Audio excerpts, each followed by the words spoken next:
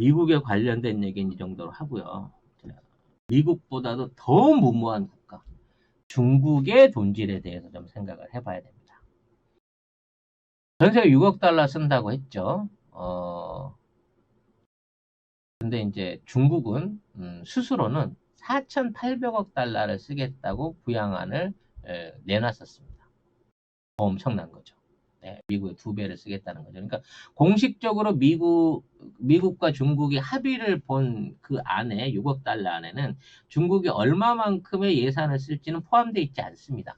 그러니까 만일 중국이 그 4천조 원 이상을, 그러니까 4억 달러 이상을 정말로 시중에 뿌리게 된다고 하면 10억 달러 이상의 돈이 전 세계에서 돌아가는 거고, 그 중에 제일 돈을 많이 뿌린 국가는 중국이 될 수밖에 없다는 겁니다. 그런데 이 중국은 다른 나라하고는 조금 다른 경제적 특성들이 좀 있어요. 일단은 내수를 활성시켜서 내수로 이거를 부양시킬 필요가 있다는 겁니다. 그러니까 외부에 수출하는 쪽이나 기업들한테 들어가는 돈으로는 지금 완전히 피폐되어 있는 중국의 서민 경제를 이렇게 세울 수가 없어요.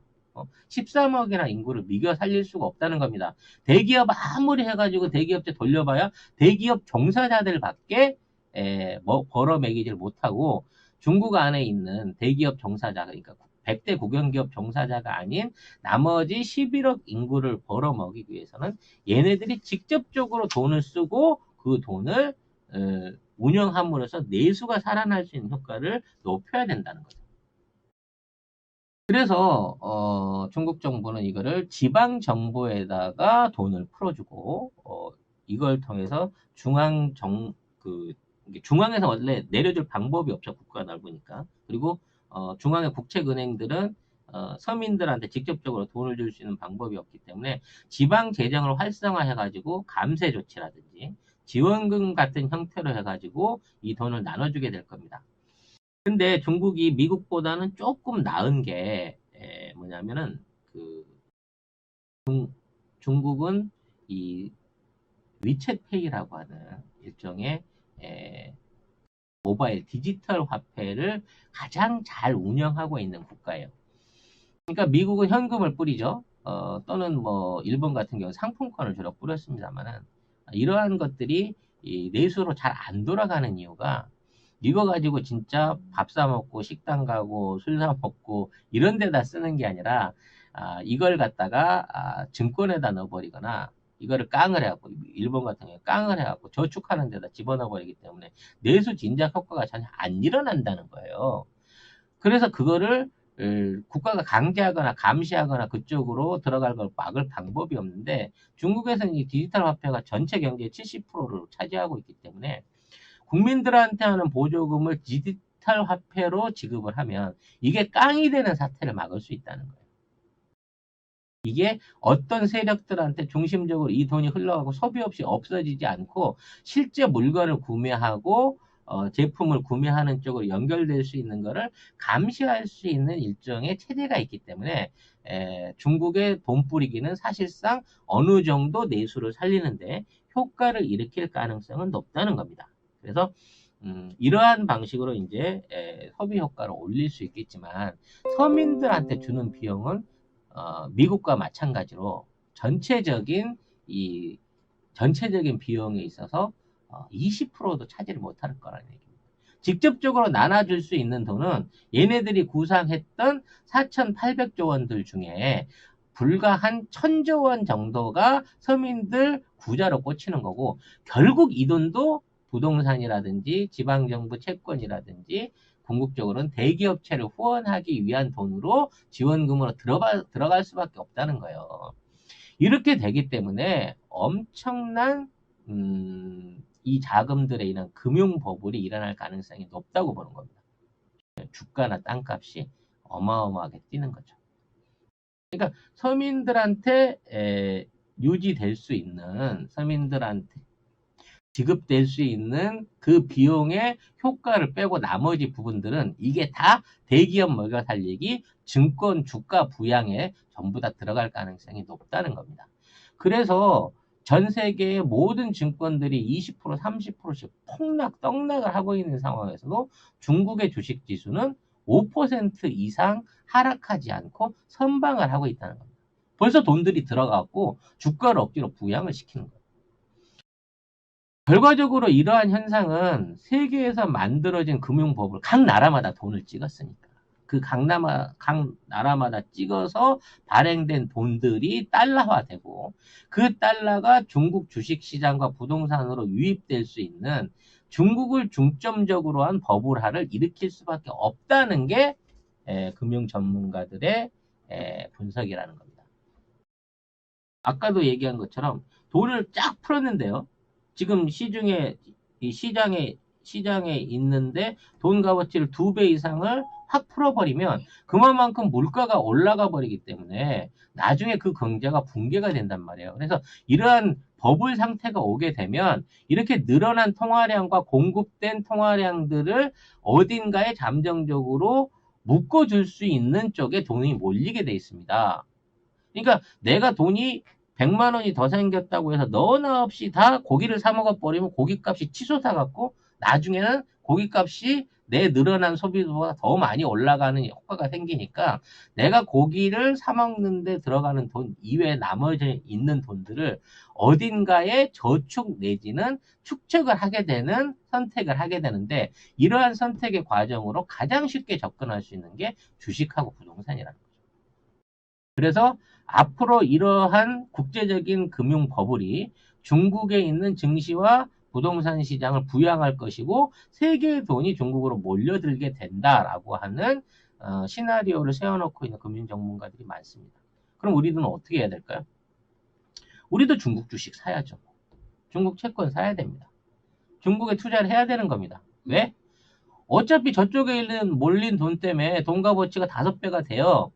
나중에 가서 아무런 투자 없이 이 한국 안에 자산으로만 갖고 있다가 저 버블이 터지면요. 그냥 우리 자산의 가치가 5분의 1로 쪼그라들 수 있기 때문에 이걸 갖고 적극적으로 해외 자산이라든지 안정 자산을 취득하는 쪽에다가 투자를 하는 노력이 필요할 수 있다는 겁니다.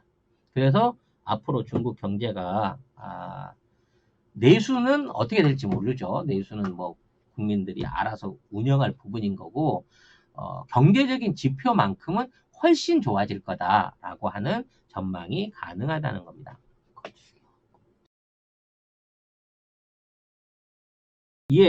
이와 관련해서 아무튼 중국이 현재 있는 단기적인 소비 진작 그러니까 서민 소비를 일으키기 위한 몇몇 가지 아이디어안을 나눴습니다. 사실 여기 좀 파격적인 것들이 한두 가지가 있어요. 중국 관련된 주요. 네. 이 중국 관련된 주 얘기는 나중에 따로 드리고 지금 주식 추천하려고 하는 건 아니니까. 아니, 뭘 사도 돼요. 그냥 주식 사기가 불편하면 주식 연동 그 펀딩을 하세요. 중국 주식에 투자하는 펀드를 사놓으면요. 그 펀드의 수익률이 엄청 높을 겁니다. 최소한 2022년도 연말까지 시진핑의 다음 집권에 대한 결정이 나는 그 시기까지는 엄청나게 호황을 이룰 거라고 말씀을 드릴 수가 있습니다. 아무튼 어떠한 방식으로 사람들한테 돈을 주고 이거를 시킬 거냐. 관광을 그 테마로 잡고 있습니다. 그래서 지금 이제 춘절 이후에 사람들을 한 2달, 2달, 석 달 동안을 묶어놨잖아요. 이동을 못하게 묶어놨기 때문에 이 사람들이 좀이 쑤시기도 하고 돈을 쓰려고 하면 일단 사람들이 길 밖으로 나와줘야 되니까 이러한 관광을 활성화하기 위해서 일단 관광 쿠폰을 대량으로 발행할 겁니다. 식권이라든지 숙박권이라든지 뭐 이런 것들을 대량으로 지방 정부들이 발행을 해가지고 중국에 있는 소비자들한테 온라인으로 날리는 거죠. 우리로 말하면 제주도 숙박권을 막 찍어가지고 그냥 오든 안 오든 모바일로 날려주는 거예요. 그러면 그쪽에 이제 와가지고 숙박은 공짜로 하지만 밥을 먹고 뭘 하고 돈을 쓸 수 있게끔 만들겠다는 거죠. 그걸 보조하기 위해서 당분간 중국 안에 있는 모든 교통수단 그러니까 버스와 뭐 전철과 뭐 전체 고속철과 비행기 등등에 대한 대규모 할인 혜택을 연이어 이어갈 거라고 합니다. 그러니까 교통비를 반으로 줄여주는 거죠.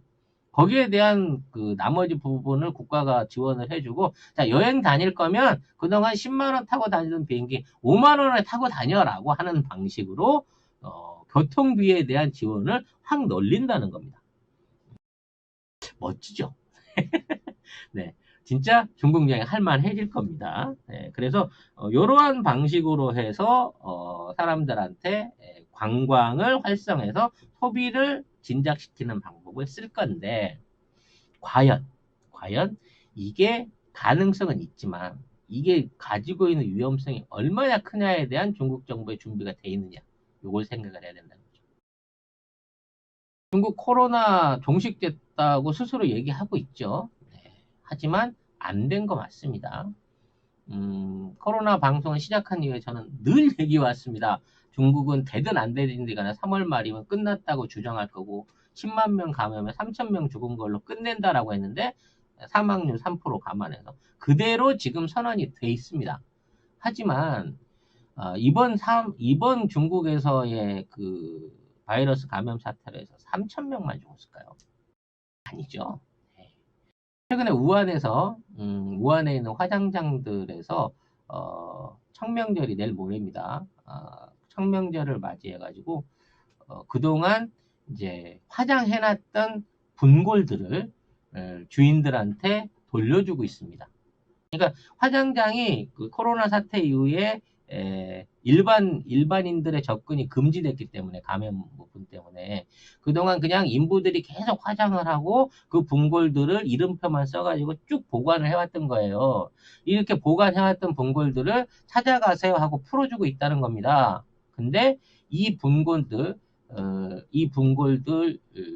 뭐 7개 화장장에서 나눠주고 있는 이 분골들의 전체적인 숫자가 20만 개가 넘는다라고 하는 정말 충격적인 보고가 이어지고 있다는 겁니다. 우한 안에서 사망자가 뭐 2,500명 정도밖에 안 된다고 하는데 하루에 화장장 한 군데서 나눠주고 있는 유골의 숫자가 그 정도 된다는 거예요. 그래서 결과적으로 모든 화장장이 한 4일, 5일 동안 나눠주고 있는 유골들의 전체적인 숫자를 보니까 10만을 넘어서 20만 개 가까운 숫자를 나눠주고 있다는 거지. 이거 언제부터 누적돼 갖고 생긴 숫자일까요, 여러분? 자연 사망률을 감안한다고 하더라도, 왜냐면 어차피 뭐 꼭 그 코로나 때문에 갑자기 죽은 사람 아니더라도 자연 사망률로 죽은 사람이 있을 수 있겠습니다만 최소 10만 명 이상의 우한에서의 사망자가 축소됐다라고 하는 충분한 근거가 될 수 있는 보도가 나오고 있는 거란 말이죠. 그러니까 우한 지역이 이럴진데 다른 쪽은 얼마만큼 감염됐을까? 알 수 없다는 겁니다. 그리고 애초에 우한과 다른 방식으로 제2의 변종 코로나가 발생한 걸로 추정된다고 하는 상하이와 광저우 지역에서도 외부 감염 때문에 시작된 거라고 얘기는 하고 있지만 실질적으로 확산자들이 늘어나게 되면서 다시 지역 확산이 확대되는 게 아니냐라고 하는 공포감을 주고 있다는 거예요. 그래서 실제로 베이징으로 들어가는 직접적인 직항 노선이 다 끊긴 게 그 이유인 겁니다. 일단 다른 공항에, 베이징이 아닌 다른 공항에 내려가지고 검역을 한번 받은 다음에 확인된 사람만 북경으로 오라는 거예요. 시진핑 옆으로 오라는 거예요. 왜? 북경이 마비되면 그냥 행정이 끝나니까. 그만큼의 위험 요소를 안고 있는데 이렇게 위험 요소를 안고 있는 백신도 없고 예방약도 아직 제대로 구비가 되지 않은 상태에서 교통비를 내리고 쿠폰을 찍어가지고 여행을 다니라고 이걸 통해 갖고 내수를 살리겠다고 하는 이 시진핑의 어떤 시도가 자칫하면 대대적인 감염 확대를 만들어낼 수 있는 요인으로 위험성을 갖고 있다 그래요. 네. 어마어마한 거 아닙니까? 한상학님, 네, 핸드폰 2천만 대 이상이 해제되었다. 절반만 잡아도 1,000만 명 이상이 사망한 거다. 요거는 조금 어폐가 좀 있습니다. 휴대폰이 지난 한 2달 동안 2천만 대까지는 아니고 가입자가 이제 줄어든 게 한 1,400만 대 정도 되는데요. 이거는 그 중국인들의 사업 특성 때문에 그렇습니다. 중국은 법적으로 1인당 5대까지 휴대폰을 개통할 수 있고요. 대부분의 비즈니스를 하거나 휴대폰을 소유한 사람들이 이 5대를 전부 다 개통해서 번호를 갖고 있는 사람들이 많습니다. 왜 그러냐면 얘네들이 이제 요금제도 선불제예요. 지가 충전을 해놓고 쓰기 때문에 우리처럼 기본료라든지 뭐 이런 게 계속 누적되지 않기 때문에 실제로 폰을 여러 개 가지고 용도대로 쓰는 사람들이 많습니다. 그렇기 때문에 지금 있는 상황에서 이게 예를 들어 1,000만 명이 죽어가지고 갑자기 가입자가 줄었다라고 보면 그건 너무 듬성듬성 치나는 거고요. 휴대폰을 5대 이상씩 운영하던 사람들 중에 경제 여건이 어렵고 집구석에만 갇혀 있고 힘들다 보니까 복수로 있던 휴대폰들을 정리했다고 보는 게 맞습니다. 물론 일부는 사망자로 인한 그 훼손의 감소도 얘기해 볼 수 있는 부분이지만 그렇다고 해서 뭐 1,000만 명까지 사망했다라고 보기에는 이건 좀 오버인 것 같고 일상적인 외신이라든지 그동안의 추측으로 봐서 약 50만여 명이 사망하지 않았을까라고 하는 통계가 제 개인적으로는 가장 합당한 통계라고 보고 있습니다. 근데 이게 완벽한 종식사항이 아니라는 거죠. 더 확산될 수 있는 지금의 우한 바이러스보다 더 악질적인 무감염증이면 무감염 전파를 보이면서 진짜 24일 이상을 무감염이 아니고 무증상. 네, 무증상 감염을 보이면서 24일 이상, 지금 기존보다 열흘 이상을 더 생존하면서 날씨가 더워도 끄떡도 하지 않는 그러한 새로운 형태의 변종 바이러스들이 이 중국 전역에 창궐할 수 있는 위험을 갖고 있는 대책이라는 겁니다. 이런 쪽에다가 쏟아붓는 거는. 근데 중국 정부는 강제로 휴교령을 풀고 휴교령 대신 등교령을 내린 거고요. 대규모 회사들이나 이런 쪽에다가도 조업 재개를 요구를 하고 있습니다만 지금 어수선해 갖고 제대로 된 조업이 진행되고 있는 업체들이나 효과가 없다고 합니다. 그러니까 1월부터 4월까지 실제적으로 이제 3월을 끝났으니까 지난 1, 4분기 동안에 중국은 완전히 공장이 멈춰서 버린 거고 산업이 다 멈춰서 버린 거고요. 그로 인해서 발생됐던 휴무 기간 동안 이 생산 라인을 정상으로 돌리는데 걸리는 시간이 최소 1개월에서 2개월은 걸릴 걸로 보이는 거예요. 괜히 지금 중국 하늘이 청명한 게 아닙니다. 공장들이 다 섰기 때문이라는 거죠. 그래서 아무튼 이러한 리스크들을 발행하는 게 지방정부의 돈을 밀어주고 지방정부 입장으로 관광이나 뭐 스포츠 행사나 뭐 레저 행사, 우리로 말하면 무슨 지역 행사 축제 같은 거를 유치를 시키고 그걸 홍보를 하고 거기에 쿠폰을 날리게 만든 이 정책이 자칫 중국을 다시 한번 이탈리아 수준의 감염국으로 만들 수 있는 위험이 있는데 이거를 시도하려고 한다라는 부분을 일단 설명을 드렸습니다. 그 다음으로 준비되고 있는 경기 부양책이 자동차에 대한 소비를 늘리는 겁니다. 실제로 중국은 이와 비슷한 경제 성장률이 떨어지는 2009년에 똑같이 1,000조 원 가까운 돈을 풀었고요. 그 당시에 풀었던 돈으로 가전제품과 자동차에 대한 구입 보조비를 지원함으로 인해서 취득세라든지 뭐 각종 관련된 세제 혜택을 줄이고 번호판 등록비라든지 등록될 수 있는 막아놨던 등록 백수를 늘리는 방식으로 자동차 소비를 확 늘렸던 적이 있습니다. 이때 우리나라 자동차들도 수출 많이 됐었고 현지 생산도 많이 늘고 했었거든요. 근데 이제 그 정책이 나중에 환경 오염으로 이어지니까 뭐 친환경 정책으로 돌긴 했습니다만 아무튼 그 당시에는 2009년도에 똑같은 방식을 써가지고 약 3% 이상의 경제 성장률을 끌어들였던 성공한 전례가 있습니다. 그래서 이번에도 똑같이 이 자동차에 대한 일종의 이제 판매 특혜를 주기 시작하면서 이러한 내수를 증진시키고, 그러니까 자동차 자체를 팔게 되면 자동차 회사들이 잘 되겠죠. 그리고 부품 공장들도 잘 될 거고, 원자재를 공급하는 회사들 잘 데리고 일단 자동차를 사면 어떡합니까, 여러분? 일단 몰고 나가죠. 네. 돌아다니면서 돈을 쓰게 됩니다. 그렇기 때문에 자동차를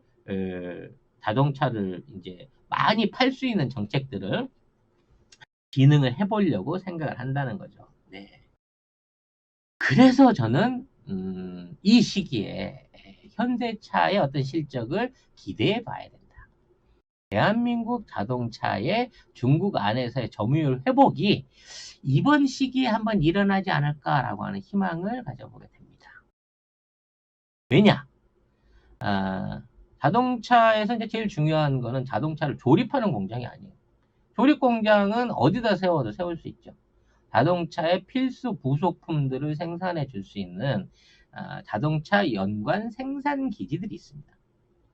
중국에서 가장 큰 자동차 회사들의 부품 공장이 집중적으로 몰려있는 지역이 어딜 것 같습니까? 봅니다. 놀랍게도 우한이라는 거죠. 이 우한 지역을 비롯한 허베이성 지역과 광동성을 연결하는 허베이와 후베이와 광동성을 연결하는 장강 벨트에 있는 지역들이 실제로 중국에 있는 자동차 기업들의 일종의 부품 조달처입니다. 근데 여기가 이번 코로나를 통해 갖고 완전히 초토화가 됐고, 그로 인해서 이러한 앞으로의 자동차의 구입 수요가 있다고 하더라도 여기에 관련해 가지고 이러한 부품들을 원활하게 공급할 수 없을 것이다 라고 하는 절망적인 의견들이 보고가 되고 있다는 거죠. 그 지역들이 다 벨트예요. 그렇죠. 그러니까 이 자동차 공장들을 비롯한 주요 제조업 단지들이 장강 벨트라고 하고, 장강 지역에 있는 좌우에 있는 지역들을 따라서 쭉 유역을 따라서 올라가 있어요. 그리고 완성차 공장은 이걸 많이 수요를 하는 상하이나 저장성 이런 데 있지만, 부품은 시골에서 만들어서 대도시로 공급하는 방식이 돼 있는데, 이 부품을 공급하고 있는 장강벨트 쪽 공장들이 지금 인력들도 엉망이고 라인들도 파괴되고 새로운 인력을 투입하려고 해도 무섭다고 안 들어가고 있는 상황이기 때문에 정상화가 안 된다는 거죠. 그래서 이러한 장강벨트에 있는 자동차 공장들 때문에 가장 손실을 보는 기업들이 도요타, 혼다, 닛산이라는 거죠. 거기에 부품들을 다 조달해서 쓰거든요. 그러니까 이 일본산 이 3개 브랜드는요, 이 중국 안에서의 매출이 전체의 30% 선을 차지해요. 그러니까 1년 매출의 30%를 중국에서 만들어내고 있었다는 거지. 근데 이 올 상반기를 4분의 1분기를 다 까먹었는데, 이제 호기가 와. 중국 정부가 이제 자동차를 팔으라고 규제를 풀어주면서 막 돈을 쓰게끔 만들려고 하는데, 공장을 돌리려고 하고 보니 부품 공장이 전부 다 문을 닫았다는 거예요, 지금. 그리고 정상화가 될 상황이 아니라는 거야. 더군다나 이 우한의 생산 라인의 정상화 지연으로 인해 가지고 가뜩이나 브랜드들의 출시가 늦었어요.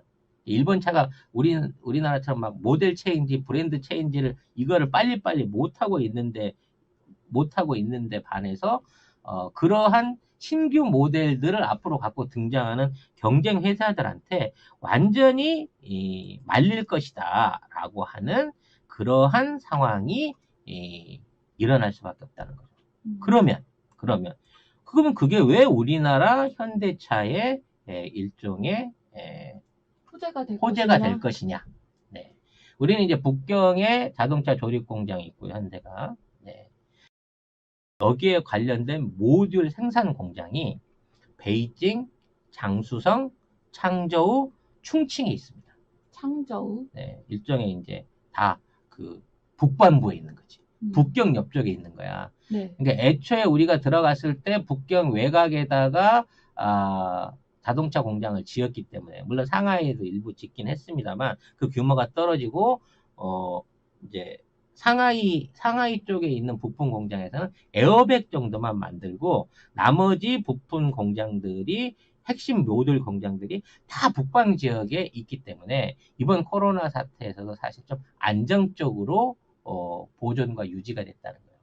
그리고 우리가 생산 부품이 부족할 때 우리가 빨리 마스크를 투입하고 현지를 지원해 가면서 생산화 공장들을 지원해서 정상화를 시켰기 때문에 이 바이러스 사태 초기에는 잠시 우리가 부품 공급이 어렵다라는 상황을 겪었지만 지금은 완전히 회복하고 정상적인 매출을 올릴 수 있는 여지를 마련을 해놓고 있다는 거죠.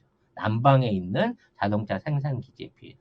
그렇기 때문에 현대자동차, 북경 현대자동차가 신모델 라인업들을 가지고 2020년도형 제품들을 생산해서 매출에 본격 나선다고 하면 그동안 4위권에서 10위권 밖으로 밀려났던 현대차의 실적이 확 오르지 않겠냐라고 하는 제 개인적인 어떤 내피셜을 해본다는 거죠. 저 현대자동차 얘기가 나와서 말인데요.